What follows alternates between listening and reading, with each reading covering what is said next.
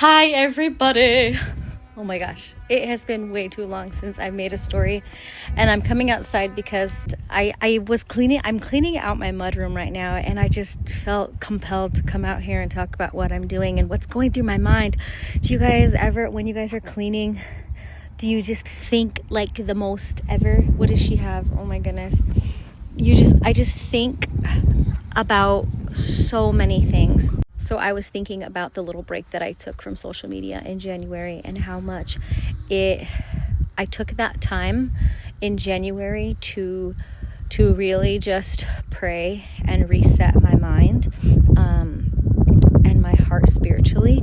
I did some fasting, and there was just a lot that I discovered through prayer and fasting that was within my own heart. So this is part of what I want to share. Part of that, search me and know me, Lord. Search me and show me the things that are any wicked way within me, any crooked way, any broken way, any way that I've been walking that I thought was normal or thought was okay, but it's not in your eyes. Like, show it to me, reveal it to me, because I don't want to walk in it. I want to make sure that my heart is pure and my hands are pure, that my eyes are pure enough to see who you truly are and what you truly want from and through me.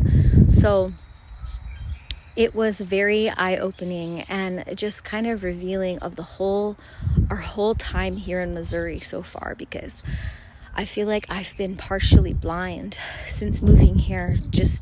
And the thing that is blinding me is fear. And fear and pride are just two things that will blind you and cripple you. It literally could steal your whole life away if you allow fear and pride to get in the way of what God is wanting and trying to do in and through your life. And so I wrestled with the Lord. I wrestled with him because I haven't heard him. I haven't felt him. I was doubting my sonship, my daughtership, if you will. I asked the question, like, are you for me? Am I a sheep or am I a goat? Is that just my destiny? Like, is that just my lot in life, is to be a goat? Because I always felt like I was too damaged, or too much of a damaged good to really be a daughter of the King. And it's just something that the enemy always had whispered in my ear, and it started to come back. All of those things, all of those old patterns and thoughts started to come back, and I really need to take this time, and I'm doing what I call Project Purge and Reset. I just named it that. I like naming things. So I'm calling it that because it is anything and everything that is not contributing to the fullest life that God has intended for myself and my family. It's gotta go. It has got to go. And that includes the physical space in my house, because sometimes those things have all the time, those things have a huge effect on you spiritually and emotionally. If your physical place is out of order and chaotic, your mind is usually out of order and chaotic.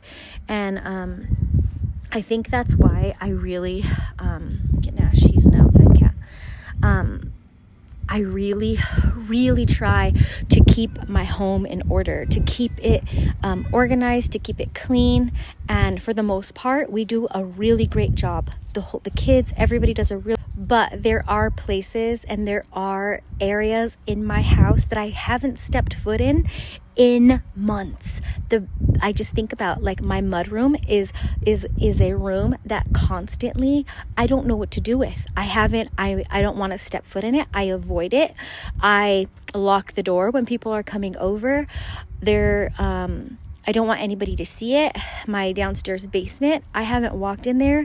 I'm just avoiding it. I'm acting like it doesn't exist, but I know in the back of my mind that it is a mess and that it is disgusting and it needs to be dealt with. But I'm afraid. I don't want to face it.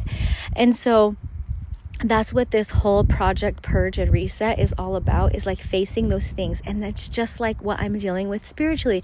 There were things during my fast that the Lord showed me. You have offense in this area from way back in the day. Like, you have pride in this area and you need to get rid of it. You're living your life with way too much fear. I have been fearing so much. I have definitely allowed a spirit of fear to cripple and to paralyze me while I've lived out here. I have been scared of everything. I mean everything, from ticks to snakes to cliff jumping to cows and freezing weather and just everything. I have been living with way too much fear and not enough faith. I have a critical spirit. I do not realize that I criticize my husband, that I criticize my children, and even just the little things that I say, it hurts and it's not edifying and building up. And these are the ugly truths that we all have to face if we want to be a purified bride. If we want to be a vessel of honor, we have to take and face those impurities. We have to look at the ugly things that we don't want to face. Who wants to face that? Who wants to go into a messy, crazy, scary, probably full of spiders and maybe mice? Wants to face that stuff? I don't. But I want to honor God, and I want to be a purified bride more than I don't want to face the ugly things. We have to face the ugly things. We have to face the things that are inside of us, the relationships that are messed up, the broken, maybe your marriage, maybe your relationship with your mom, your dad. I mean, you have to fix and heal those things if you want to be a whole person walking fully in what God has for you. So this is what maybe it's a little deep for the first time for coming on here after a long time, but that's just what you're going to get when you follow me. So I'm going to step back into this. No. And we're going back in. This is the mudroom that I don't like to. I lock this door when people come over so they don't come in here and see all of my mess. And it's time to shed light on the mess. It's time to show people these are my messy parts, and please love me through them while I'm sorting them out, because we all have them. Nobody's perfect. Everybody's got their messy parts and the parts that God is working on, because we are all a work in progress, and everything looks really nice and pretty over there, but over here it's a mess, and we're working it out, and I'm not scared to face them. Neither should you.